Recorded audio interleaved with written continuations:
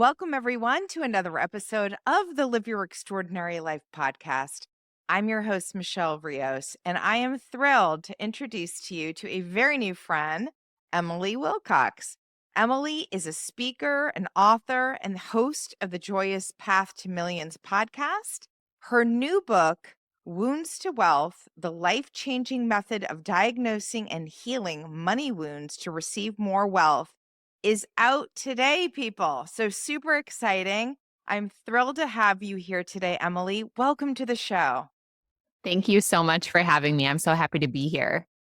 So, Emily, I want to jump right in because I had the ability to just sort of sit down and do a little bit of reading about you and what you've been up to. And I'm just fascinated with the work you do. We love talking about money here on the Live Your Extraordinary Life podcast. And we do a lot about money mindset and really understanding sort of the underlying beliefs that we all inherit, usually from society or family, about money. And I'm fascinated about your story. So, could you just kick us off and tell us a little bit about what led you to this calling? How did your own money story influence the work that you're doing today? Yeah, I really stumbled into this work and it was definitely through my own story and my own money stuff that was coming up. For many years, I worked in corporate. And so I just felt like I make what I make. It's dictated by the market. My employer decides whether I get a raise and what percentage and that sort of thing. And so I didn't really think I had a whole lot going on with money because I was living in like a very normal way and I wasn't talking about how I really like thought and felt, like these deep inner things. And so I just kind of assumed like everyone was in a similar situation. And when I became a mother, my husband and I started what was like a little side hustle at the time. I'm like off on maternity leave for like 6 weeks, and why not start a Uh, business while you're figuring out how Have a, to. have a new baby, start a new Yeah. business. Yeah, exactly. So we decided to make these baby onesies that had like funny phrases on them, and we were going to sell them on Amazon. And so that was kind of my first foray into entrepreneurship. And my entry back into corporate America was much rougher than I expected. I always thought I would be a working mom. That was what the women in my family did. And I really liked working and had a lot of identity around that. But then, I found myself driving around Los Angeles with pumps attached to both boobs, paying somebody else $1,000 to watch my kid. And it was like every cell in my being was like, this is not it. This is not the way that this is supposed to go. And so I had this thought like, well, I wonder, maybe this little side hustle thing that we're just starting, perhaps we could grow it to the point where when we're ready to have our second, then I could do it differently. I could get like a do over. And so for the next 3 years, I'm a good mama in the morning and in the afternoon. I'm a good employee during the day. And as soon as my daughter goes to bed, I'm putting in like 3 hours a night on this entrepreneurial e-commerce endeavor. And fast forward 3 years, I'm pregnant with my second. We've sold over $1 million in baby onesies on Amazon. It sounds like a big number, but when you understand product-based businesses and keeping up Right. with growth and marketing costs and all of that, it wasn't really enough to say, "Yep, for sure, this replaces the income. We're good." And so one of my mentors was like, "You guys are the go-to people for Amazon. Everyone asks your advice. You're telling them what to do. No one can figure out how to do it. And you are the only ones that can't see that this is a business and you need to make this into something." And so we decided to start an Amazon marketing agency. And it was like the two businesses together, plus some paid maternity leave, plus a hope and a prayer and some divine intervention, like all duct taped together, somehow made it so that I didn't have to go back to my corporate job after having my son. And once I was focused on the agency, which is a service-based business, that's what brought up all the symptoms of these undiagnosed, unhealed money wounds that I had. It was like, in theory, my income is uncapped, but I've never felt more scared about where the next dollar is going to come from. If I was pricing our services way too low, because I wanted it to be an easy yes, and just felt like beholden to clients that paid us and really wanted to over deliver for them.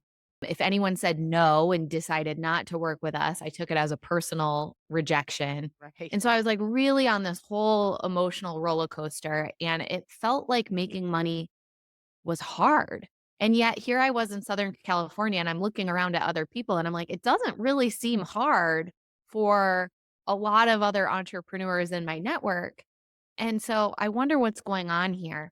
And that really was the start of what would ultimately turn into building another seven-figure business, but doing it in a way where I turned inward. I figured out where I was projecting these limiting thoughts and beliefs onto money, and then really feeling called to helping other women entrepreneurs to heal their money wounds. So it became this entire methodology. I collected data on 10,000 people. Now I've literally written the book on it. I've had the pleasure of coaching hundreds of women on healing their money wounds and stepping into more wealth and really building a business in a way that feels aligned to them. So it's not hustle and grind and then you get the money later and you're happy, but how do we do it in a way that feels joyous every step of the path?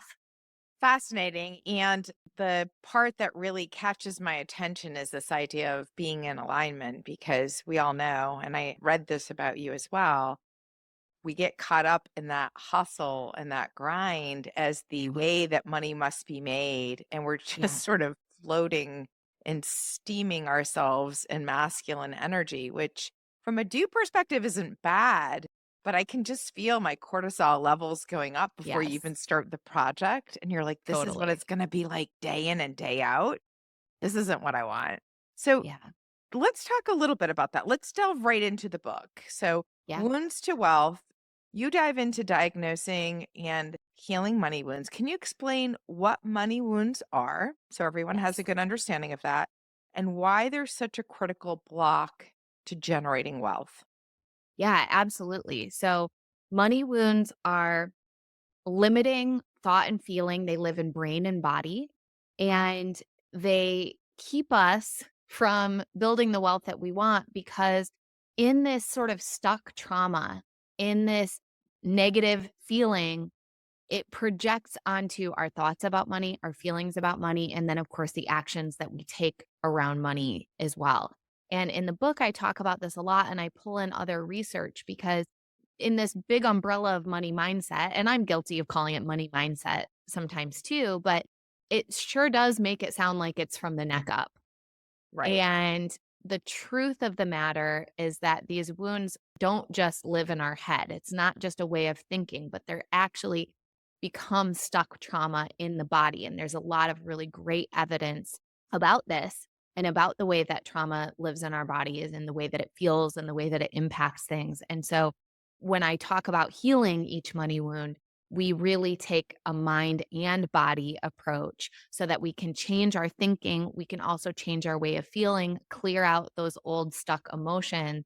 And then in that vacuum, in that space that we've created, then we go through what I call the wounds to wealth alchemy activation. And alchemy is a verb and it's described as a magical transformation. And so it's like we're taking one thing and we're turning it into something else. And so we take the very place where we felt wounded around money and we turn it into a new channel for wealth to flow to us. So that's what a money wound is, and there are 6 core money wounds, and I'd be happy to run through them. Well, I was going to say, I know that there are six core money wounds that you outline in the book. Could you give us a glimpse into what Yeah, they are? Maybe dive into one or two of them to talk a little bit about how that might show up for somebody in their financial or business endeavors? yeah, for sure. So there's the money shame wound, I'm not worthy of wealth. The evil money wound, being rich is bad or wrong. The hard money wound, making money is hard. I know that one well. That one. The money trust wound, I don't trust myself with money. The safe money wound, I'm not gonna feel safe until I've got this financial cushion. And the disappearing money wound, I don't trust money. Money is always leaving me. So those are the 6. And you can feel, especially if you're someone that's like empathic and kind of tapped into energy, that they each actually really have their own unique energetic signature. And that's why I'm so passionate about this work, because when we sort of just lump everything together as money stuff, money mindset, we're not being precise enough. And when we're more precise and we get to the root cause, then we can give more potent medicine and the healing is more profound. But let's dive into the hard money wound because we've already actually kind of been touching on that a little bit. And we have a lot of evidence around this. So it's no surprise. Like, of course, it can come from family of origin stuff. It can come from societal conditioning. There's plenty of that. But we also have tons of our own evidence. Why? Because look at when you started working. Did you have a really valuable skill set that people really wanted to seek out and pay good money for? No, you had time and you were a warm body and you were willing to do something. And so most of us started off really exchanging time for money or exchanging manual labor for money. And that was kind of all we had, right? And so Well, we built lots of evidence. and we thought that, well, I need to prove that I Yeah, can be worthy of getting more money. And if I work hard, they'll see the evidence of my worth. That was totally. something everyone talked about when we were first starting off our career. So the person who Totally. stayed the latest, who gave up their weekends, that Yeah. went the extra mile and a half, Yeah. became the one that was put on the pedestal. Yeah, that's exactly right. And it was true to a degree, right? That like if you were the one who showed up and went the extra mile, a lot of times you were rewarded for that.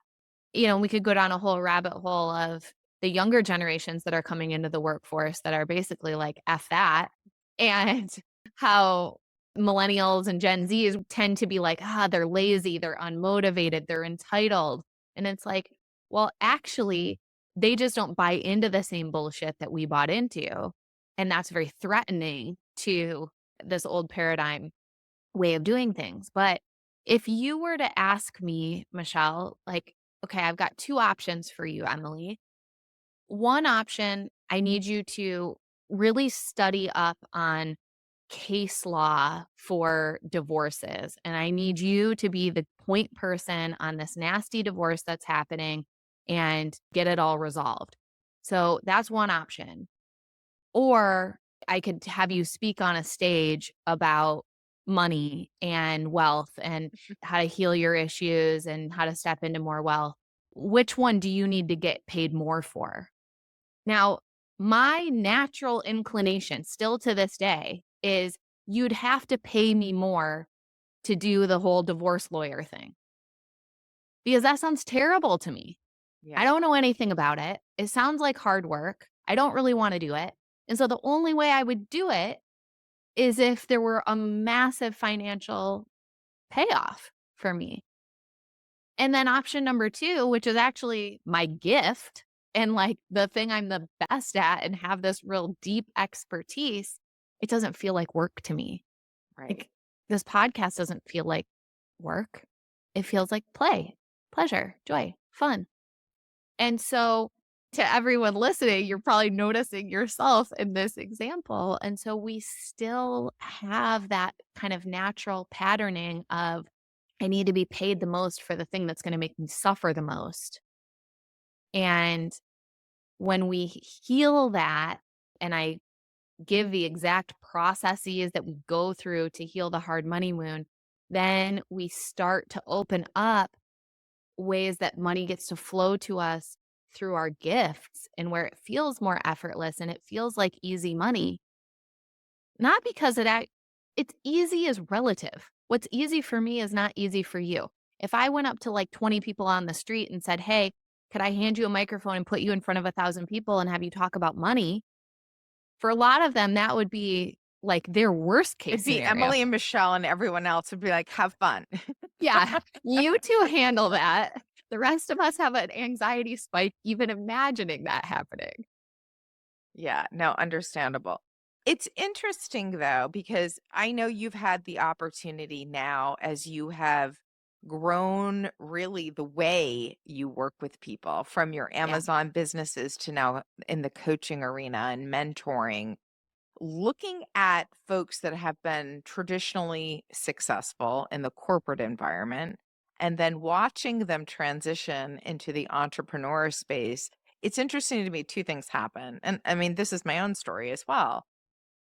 I had a very specific expectation of what was going to happen in the corporate space based on history and my tolerance level, Yeah. right? What would I do for this level of, when I was in the executive suite? So I kind of knew like this is what I should be compensated for. When you walk into the entrepreneurial space, it's a little bit like the Wild West It in is. lots of ways, right? And I say this knowing full well that there are a lot of online course creators, coaches, and other entrepreneurs listening into this podcast. What I find is that because there is an immediate, almost like a release, like people are like, oh, this is so much more my jam, or I feel so much more in alignment. I don't care if I don't get paid as much. Well, there's a Mhm. relief in that, and there's a detachment in that, which is great. But Yeah. also, and I know you said this earlier, I'm watching a lot of people not know how to really charge for their services when they're Yeah. solving a legitimate problem that someone has in this place of service, and also willing to kind of lower their bar from where they were in the corporate space of like, well, Yeah. this is better for me. So I don't mind that I don't make more. And I just, Right. for me, it felt very counterintuitive when I was watching all of this happen in the early days of my transition, going, wait, hold on. I get what you're saying, but you're solving real world problems. Why wouldn't you be compensated for them? Right. So help me understand, because I know you've seen this time and again. Yeah. What happens in the mind of a woman that's making this transition into entrepreneurship that all of a sudden she's like, I don't mind, I'll downsize, I'll do what it is to have this freedom, and then kind of gives away their power on the money front. And Yeah. I think unnecessarily so in lots of ways. Yeah, you bring up a great point. So, I mean, this is classic behavior of a money shame wound, which is the most common wound. Well, it's the most commonly the strongest, I should say. So, you're most likely to have that as your top money wound. And it's a worthiness thing. And of course, for women in particular, and for like people of color and societally, there's such strong conditioning around you making a sacrifice and you giving up what would be most beneficial to you in service to others. And that even gets passed down like in the DNA. It gets inherited ancestrally at this point as well. And so when you're in corporate, it's a couple of things happen. Number one, it feels like the value is externally dictated. And so that feels more comfortable for sure. You're typically not having to do a ton of negotiating around your own fees, you know, Even if you wanted to, even if you wanted to. you That's don't right. have that much, yeah, Yeah. say. Yeah. So that happens. And then the other thing is that this is where the hard money wound kind of plays with the money shame wound. If you're doing something you don't like, you're more willing to advocate for needing to be paid well. And so then all of a sudden, you're doing what you like and you're having to, for the first time, really kind of put your own price on your services. And if you haven't ever even considered whatever worthiness stuff is lurking in unconscious mind and maybe living in your body, which for many of us, I think we haven't. Worthiness was not a part of like my vernacular until whatever, maybe 6 or 7 years ago. And so it's like the symptoms were there, but the symptoms led me back to understanding what the root cause of it was. It was kind of a breadcrumb trail to get there. So it's just so common for women to be self-sacrificing, to think that they're not necessarily worthy of charging top dollar or really stepping into big wealth. And so then the other piece of the money shame wound is not only charging enough on the front end, but then over delivering and having weak boundaries and not getting support and help on the back end. And of course, like that's a recipe for massive burnout over time. I don't care how much you like what you're doing and how relieving it feels to leave corporate. You do that long enough and you're going to realize you've got a really shitty boss and it's you. So true. So true. Let's talk about the shame around money for a minute, because I do think that particular wound is one that a lot of people don't realize that they have worthiness issues because they were super confident in one environment. Yeah. And then they walk into another and like, I didn't even know this was an issue for me. And Yeah. yet it comes up over and over again. Knowing that this is a big driver for a lot of folks, what's just one step that someone could take in starting to heal that relationship with money around worthiness? Where do you even begin? And obviously, Yeah. we're going to have links to the book because I encourage everyone to go out and get a copy and support Emily. It's just great information to educate yourself on and up level what you're doing. But if you could just share, what's one step someone could take to start to heal that relationship with money? Yeah. So when we talk about doing mind and body healing, one of the ways it's good to approach mind is getting conscious mind on board. And so we don't get a manual for these human bodies that we're in, which is kind of a shame because we don't even really understand a lot of how all of this works, right? But we have two parts of our mind. We have conscious and unconscious, and they don't really talk to each other because they speak a completely different language. So you've got conscious mind that understands logic and critical thinking and executive functioning. And then you've got unconscious mind that logic is a foreign language, is not understood at all. Unconscious mind responds to imagery, imagination, visuals, storytelling, specificity, getting the five senses involved. And so you've got two really different things going on, and their mission in life is very different. Unconscious mind really has one mission, which is to keep you alive. Right. And so when it perceives anything that's a threat, it takes over. And it doesn't matter that conscious mind understands that something different's happening. And we've all had the experience where we're in the movie theater and we're having a hard time breathing normally because of what's happening on the screen. And then something scary happens and we jump out of our skin and feel scared. Well, conscious mind knows we're in a theater and we're eating popcorn and we're totally safe. So why is it that we still react? It's because unconscious mind is actually in control of all of that. And unconscious mind has a hard time perceiving between reality and just imagery and imagination. And so you've got a lot going on. And again, there's no manual for this. So getting back to your question about what's one thing we can do with the money shame wound, we can get conscious mind on board. We also have to get unconscious mind on board. We also have to get body on board. But let's start with conscious mind because it's the thing we have the easiest access to.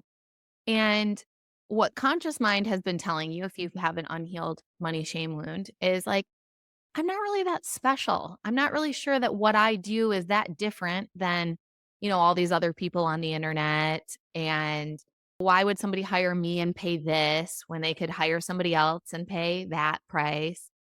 And so conscious mind is collecting evidence in support of this narrative that you're not really all that special. You're not necessarily the top dollar premium person. And so when we start to poke holes in that, there's lots of different things that we can do. So one is, what even is worthiness? It's like we can't hold it in our hand. I can't quantitatively measure how worthy you are compared to me. So an interesting thought exercise is like, well, did we have this the day we were born? It's like, if I asked you to change your height, you're gonna have a hard time doing that. If I asked you to change, just something about you that you were given, it's genetically imprinted, and that's that. Your height, your skin color, there are things about you that would be very difficult to change that you just came in with. But there's not that many of those things. And everything else has been conditioned. So babies don't start out with a worthiness problem. They are infinitely worthy. They're like, we will be the most giant pain in the ass you've ever met before. And we will do nothing but sit That's there, right. and you will give me gifts and feed me and care for me. Exactly. Exactly. Like, talk about inherent worthiness, right? Yeah, Like, I absolutely. will receive everything, I will give nothing, and even when you're doing everything that I need done, I still might cry and protest and make your life hell. So, everything beyond that was conditioned, right? And so if it was conditioned, that means that we can decondition. And so worthiness, it's not even a concept that mind understands very well because there's nothing quantitative about it. We can't measure it. We can't determine how much we have nor how much anybody else has. And so we start to poke holes in this argument that's just been living rent free in our mind because we've never considered it. And when we begin to do that, then what happens is a reticulating activating system, which is our mind's filter, starts to notice new stuff. And so we'll start to notice, gee, yeah, this person that's charging less, I'm noticing that, a lot of her clients aren't very happy. Or I'm noticing that actually there are people that are charging more than me that are doing awesome. Huh. And so you'll start to bring in new information because you've taken the time to poke holes in this argument that's been in your brain that you haven't paid any attention to until this point. So I think that's probably the easiest one to talk about here on the podcast. Whereas the body healing and some of the unconscious reprogramming, we do that. I give a lot of bonuses with the book. And so there's guided visualizations and things that get you into the state where I can access your unconscious mind and where I can help you move energy in your body. A little harder to do on the podcast. So that's why we'll focus on conscious mind because that's something you did that thought exercise with us just now and hopefully started to see where you can step into charging more and kind of disregarding this whole concept of worthiness. It's fascinating, Emily. I was in Nashville at a conference last week and speaking about worthiness, Mm, interestingly enough, and authenticity. And what came up for a lot of people is, everyone could get their head around, okay, yeah, I'm a spiritual being having a human experience. We're not fully aware of how this whole human experience is supposed to go, but we collect data, right? yeah, And so I can get on board with I'm inherently worthy for all the things. And yet my conscious mind still looks for evidence to prove my worth. yeah, So it's almost like this internal argument going on where everyone's like, I'm totally on board. Yeah, we are inherently worthy because we're here and it's in our being, not in our doing. And then the yeah, very next breath is, but I need to show myself I can do this before I feel it. And you're like, well, that's in complete contradiction to what you just said. totally. Totally. And the conscious mind, that analytical mind's like, and this is the way it will stay. I'm in control. Yeah, you're exactly right. And that's why I try to work with conscious mind because it's like the more we can get conscious mind on board and unconscious mind and body, then we experience what we call alignment. And so if it's only part of us, but we don't feel like we have any evidence in support of it, that's a problem. And that's why, I think you're doing such a service with a podcast like this because tuning into things like this helps you collect evidence. It doesn't have to be your own, it can be other people's. And one of the most powerful pieces of evidence is if she can do it, I can do it. Mm, so true. And you need some sort of, your mind asks for it. Well, show me someone who's done it. But once you see it, you're like, okay, there's a possibility. It opens the door. Tell me a little bit about what personal or maybe even client experiences shape the content of the book the most, because I know you have a lot of data in this book. There are a lot of personal stories. You have extensive coaching experience. Yeah. When you sat down to write the book, what really shaped the way the content came together the most? Yeah. So I knew it was important for me to include my own personal stories and to not hold back. Like I talk about getting involved in an overseas Ponzi scheme and losing a bunch of money. Like I talk about orgasms in this book, which was like such a freaking edge for me. I'm like, are my parents going to read this? But it felt really important to include all of my stuff. And I knew I didn't only want to include my story because it's like truth of the matter is I'm a white woman living in the United States. I grew up in a two-parent household. We never struggled to keep food on the table. Like, we were very middle class. And so while I had my own struggles with money and my thoughts and feelings about money, not everybody's going to resonate with that. And like, they shouldn't. I love that there's so many money teachers out there anyway, because there's something for everybody. But I really wanted to include some client stories because I have different clients where a different money wound is strongest for them. And it maybe is one that I haven't really personally experienced that much. And so, even though I can talk about it from a coach's perspective, I'm like, I want the person who's lived it to share what it felt like, where they think it came from, what they've done to work on it. And so I invited some clients to contribute. I did interviews with them and then pulled relevant parts of the interviews to include in the book. And then we do some fun stuff in the book as well. Like, to me, the best education is entertaining. It's like when you nail that, then it's so easy for people to want to tune in Oh, and learn it. absolutely. Yeah. I always say if you can So tell a good story, people that's be it. hooked. That's it. I know. Like, I'm still mad at my history teachers growing up because I'm like, how did you make this so boring? It You didn't have know? to be. No. Like, now I look back on those same things in history and I'm like, this would be fascinating fiction, right? Like, they've made incredible movies on this, but somehow you made it so boring that all of us didn't even want to learn it, which is like, how? So, definitely took the opposite approach in this book. So, we also look at like Warren Buffett, for example. We look at lottery winners Mm. and their actual stories and what they say, what people around them say about the experience. And so there's a lot of teaching through story as well as sharing the concept and some of the data. So that way it's like, again, we're appealing to unconscious mind that thinks in story and visuals. We're appealing to conscious mind that likes data and facts to back it up. And there's just something in there for everyone. I love that. I know that you talk about how wealth actually amplifies who we already are at our core. Yeah. How can people ensure that as they're building wealth, they're also building alignment? Because I know a lot of people who've made a lot of money who actually aren't very aligned and consequently aren't very happy. And if we're going to do this, we got to be doing it in a way that creates joy, Yeah. right? That Yeah. reflects joy, that brings more joy, that inspires others to do that way. How do you help people understand the importance and ensure that wealth building has to be completely connected to their values and who they are authentically?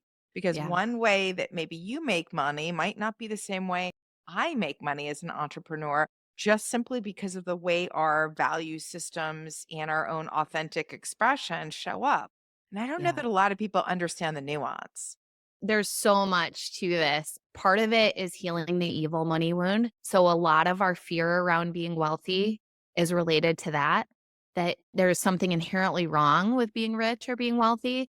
And then there's the other similar perspective to that, which is I'll have to do something bad or something against my values in order to be rich. And so we heal those two things when we heal the evil money wound, which is super important because otherwise we just block it. It's like, oh, if I think that I'm going to screw this up or I'm going to do something bad. But the thing is that we've got the old paradigm where we've seen lots and lots of examples of making money in misaligned ways and not necessarily doing bad things with the money, but kind of more the power. It's like the power of the statue. You get the money, then you're not a good person. We've got tons of evidence of that. And then we're building new paradigm wealth. And there are examples of this too. And my definition of new paradigm wealth is that the way the money comes to you feels really great and feels in alignment with your soul mission. And so it's not just once I have the wealth, what I'm going to do with it, but it acknowledges the way that you're getting it. The scariest thing for people building new paradigm wealth is recognizing that you have to face the projections of the people who are still resonant with the old paradigm. What I mean by that is there will be people that judge you as being bad or wrong. You will be the villain in someone else's story on your way to wealth. It just will happen. And this is an opportunity to really decide that you can handle it and that in order for you to be part of the new paradigm and make that the predominant narrative, that like being it's so good to be wealthy and that people with wealth do really great things with it, you have to be strong enough to not let other people's projections get in the way. And so to me, that's like, can we all just like link arms and say that we're willing to do it and that we're not going to let other people's judgments and projections stop us? Yeah, I mean, such an important point because, we talk about the fact that what somebody else thinks about us is none of our business. And the Yeah. reality is, it's very wounding for us to feel like something like, no, no, I'm not a fraud. This is actually because it's in flow and alignment doesn't mean that it's wrong. I'm Yeah. solving problems. You hear a lot of old paradigm money believers, Yes. what they believe saying, "Well, that can't possibly be ethical because it's coming too easy for her. And Yeah. if it's too easy, it must be wrong. There Yeah. must be something wrong about it." And it's just bumping up against all of those old money wounds, right? Totally. Yeah. I mean, I started playing with running ads this past year, and you want to see what people think about you. Run some ads to cold traffic to people who don't know anything about you. And it's like, actually, most of my stuff is really, really well received. But I definitely will get comments where it's people are like, I bet you don't actually have any money.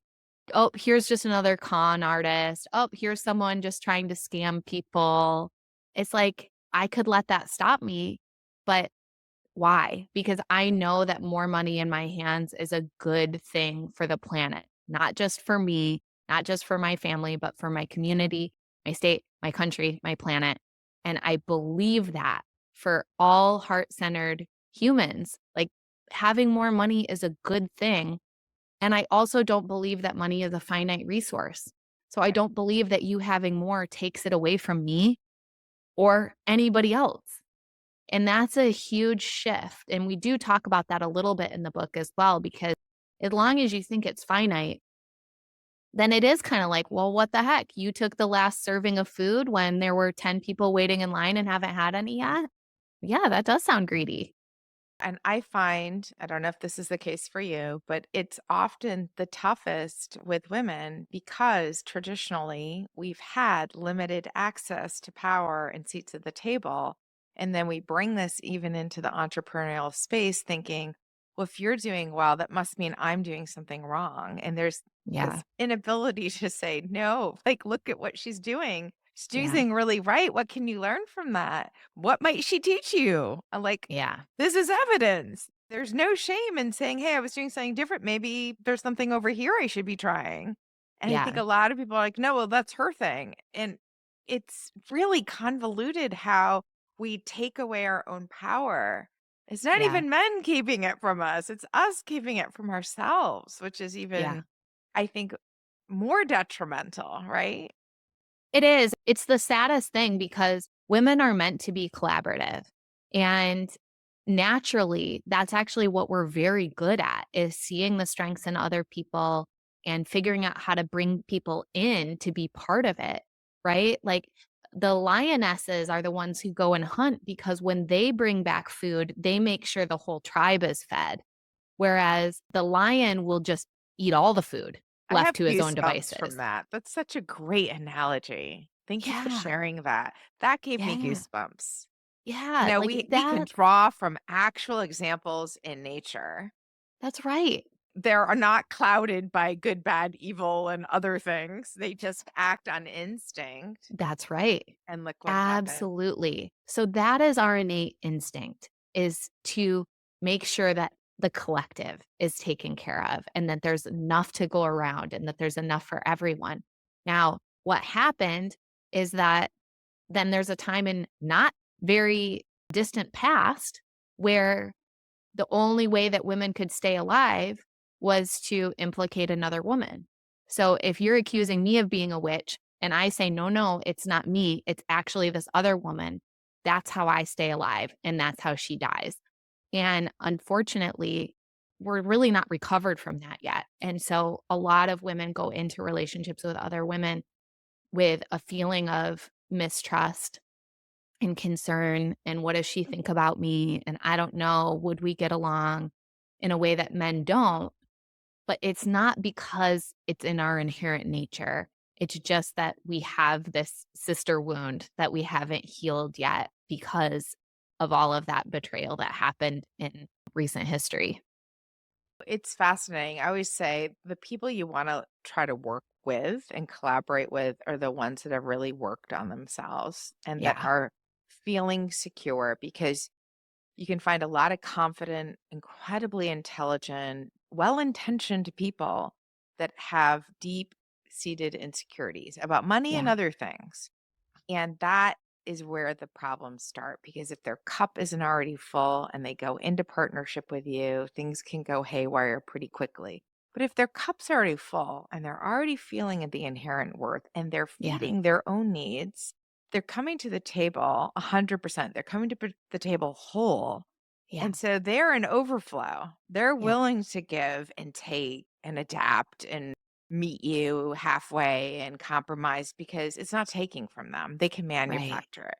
So I always say be really conscientious about this. I think there are a lot of really well intentioned people, but if they're not doing the work to Yeah. heal, inevitably problems are going to arise. So Yeah. just be aware when you're doing those sort of things. I have to congratulate you on your podcast. Welcome to the 2% Club. Thank Super you. exciting. Super exciting. So the podcast is called The Joyous Path to Millions.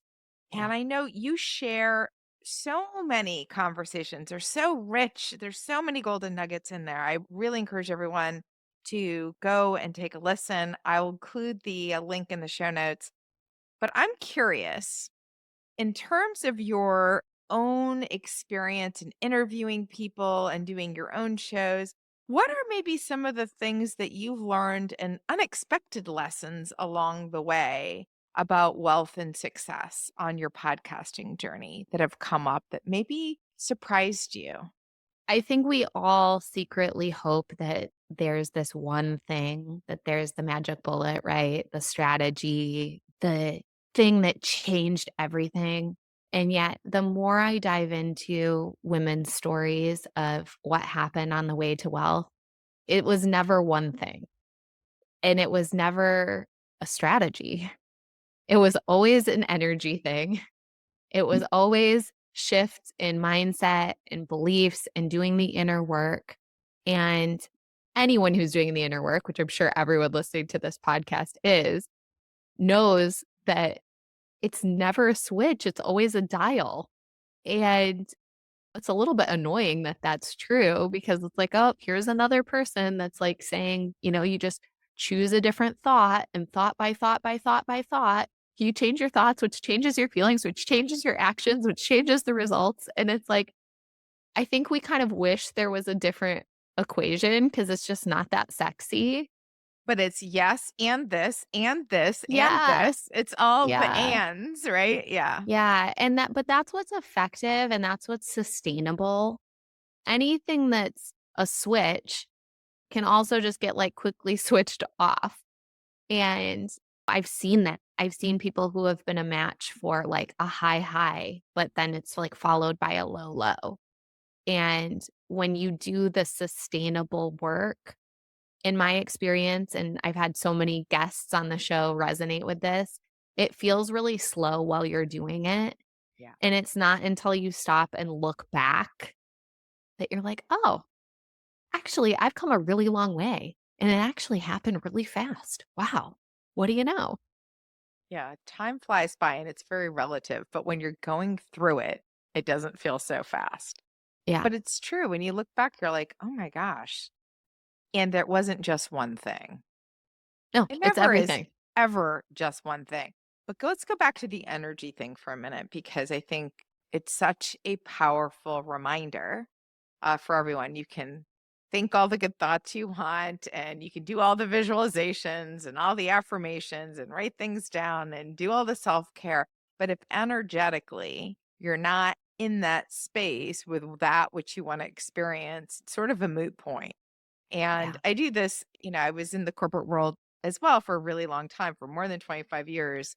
Everyone's like, how is it you're so successful in sales? Sales are so hard and we're communicators and marketers. It's not really our thing. And, like, let's boil it right down because it's not really about selling. It's really about energetically showing up a certain way Yeah. and being in alignment and allowing the space for the others to enter the energetic field with you. And then we Yes. go on the journey together. And so a lot of people are like, it's that easy. I'm like, it is that easy.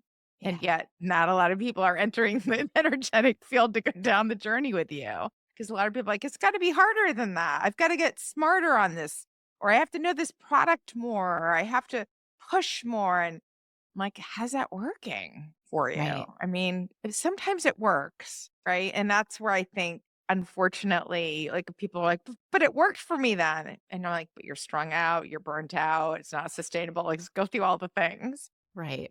What if it could be easy? What if it really is about how you show up? Yeah. I mean, I love that you're talking about this. Amen. Keep like every episode, can you just remind all of us? Um, but it's so true. My favorite clients are the ones that just seem to pop out of nowhere and are like, I know I'm meant to work with you. Here's what I want to do. It's like there's no convincing needed because they've followed their own intuition.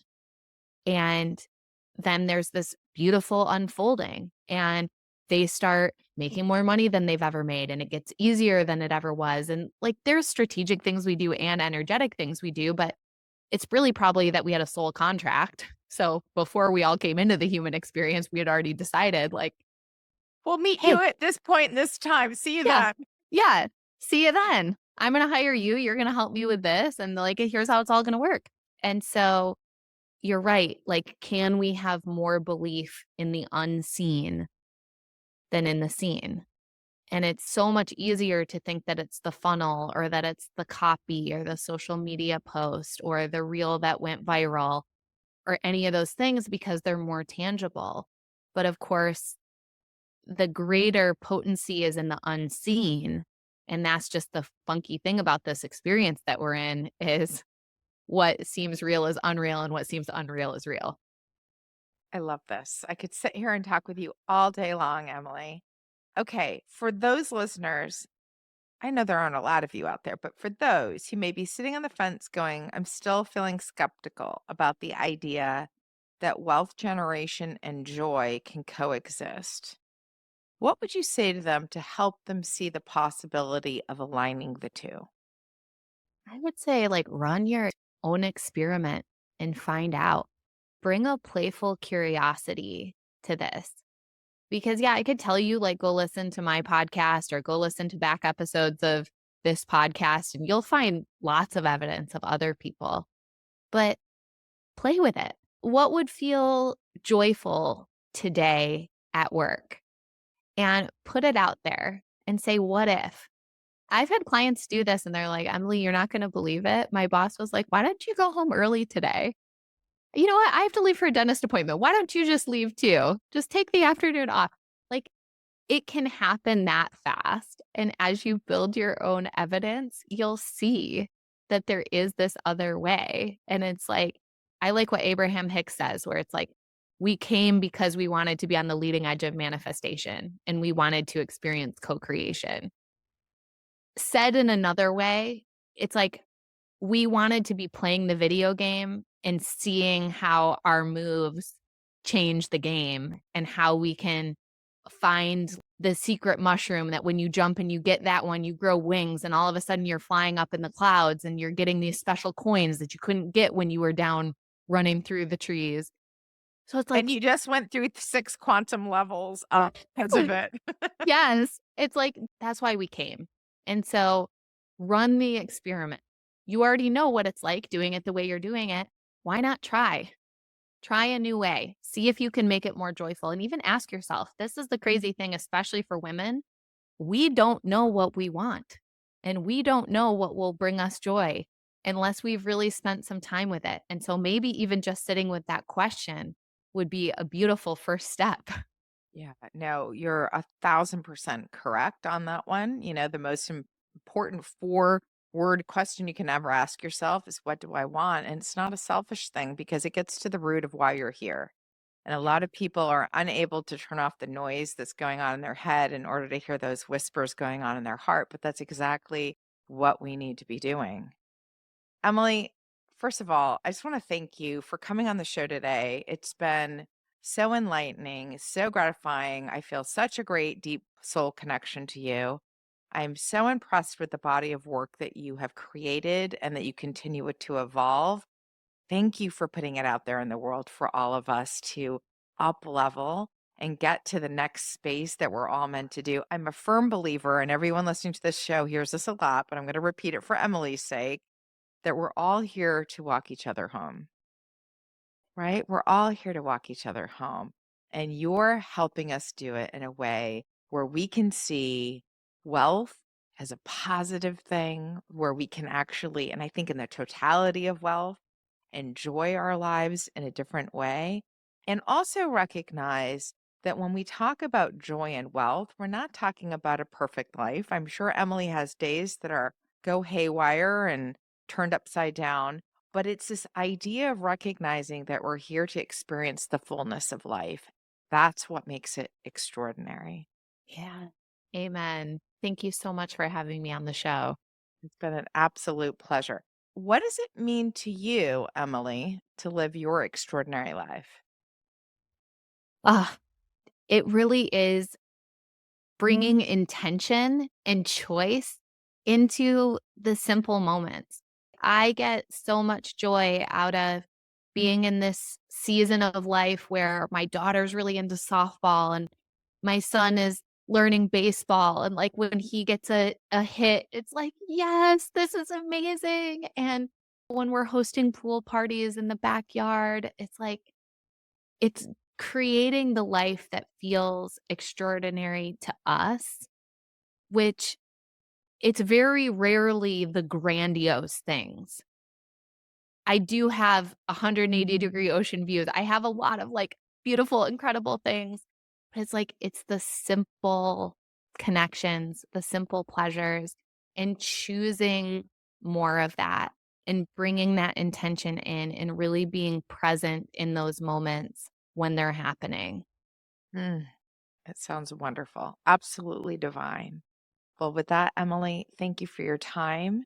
And until next time, everyone, go and live your extraordinary life.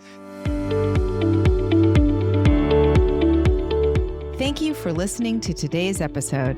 If you enjoyed this podcast episode, please take a moment to rate and review. If you have recommendations for future topics, please reach out to me at michelleriossofficial.com. Lastly, please consider supporting this podcast by sharing it. Together, we can reach, inspire, and positively impact more people. Thank you.